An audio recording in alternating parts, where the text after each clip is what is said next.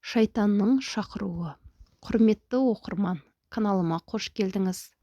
Каналыма тіркеліп, әңгімемді соңына дейін тыңдап, ұнаған болса лайк басып, комментарийде өз ойларыңызбен бөлісіңіздер. Бұл мен үшін аса маңызды.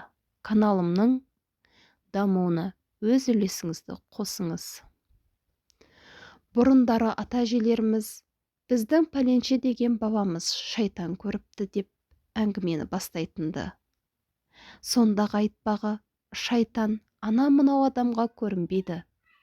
5 уақыт намазын қаза қылмаған таза кісіге көрінеді деседі. Енді біреулер кез келген жерге отыратын нас адамдардың маңайын торулдайды дедіміз. Қақ дінімізде шайтанның адамды жолдан тайдыру үшін барын салатыны айтылады. Мына бір оқиғаны әжемнен естігенмін. Кезінде атам марқұм жолаушылап келе жатып, түн мезгілге жеткесін атынан ер тоқымын шешіп, өзі кең даланың төсіне жантая кетіпті. Содан не керек? Бір уақытта ұйқылы ояу тұрса, жануары жанында жоқ екен. Жануарым, жайылуға кеткен ғой деп жорамалдапты. Таңға жуық атымның алдынан жасы егде жасқа таяған, алайда кемпір деуге келіңкіремейтін келіншек аманшылық сұрап, шаңырақтан дәм татып кетуін өтініпті. Бір кезде киіз үйдің ішінде шәй ішіп, әңгіме дүкен құра қояйын десе, іштей жайсыздық маза таптырмаған. Кімнің шаңырағы деген оймен шаңыраққа көз тіксе керек. Сөйтсе шаңырақтың ортасы жоқ болып шықты. Атам бұрындары шайтандарда шаңырақ болмайды дегенді естіпті. Содан лезде тілін калимаға келтіре қойған екен. Жаңағы киіз үйде келіншек те көз алдынан ғайып болған. Тек отта жайылып жүрген жылқысын ғана көзі шалыпты. Бұл менің әжемнен естігенім ғана. Осы іспетті нәліт туралы небір оқиғалар бүгінге дейін ауыздан ауызға айтылып келген.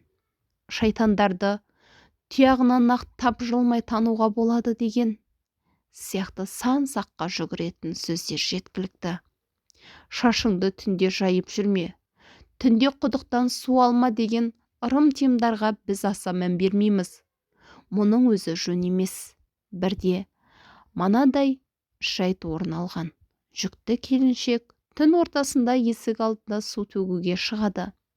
Жас келіншек сол кеткен не мол кететіннің күйін кешіпті. Туған туыстары, жақындарының іздемеген жері қалмайды. Бақсы балгер, құмалақшы дегеннің бірін қалдырмай шарлайды. Арада жылдар өткен соң, айдың күннің аманда бұл не жағдай деген өзекті өртеген сауалмен шектеледі. Бірде белгісіз біреу жоғалып кеткен келіншекті ертіп келеді. Аяқ қолы сау.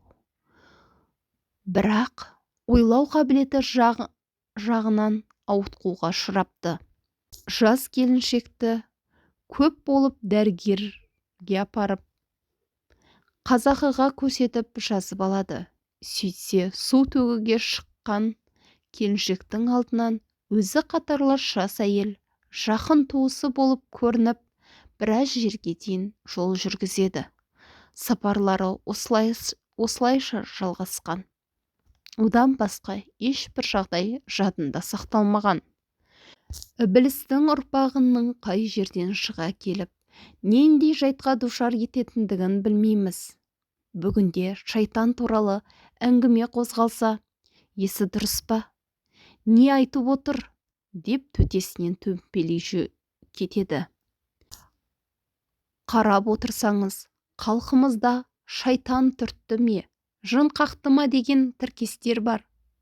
Осыдан ақ олардың бар екендігін аңғаруға болады. Қазіргі адам неге шайтан көрмейді десе, көпшілік қазіргілердің өзі шайтан ғой деп кесіп айтады. Алла сақтасын.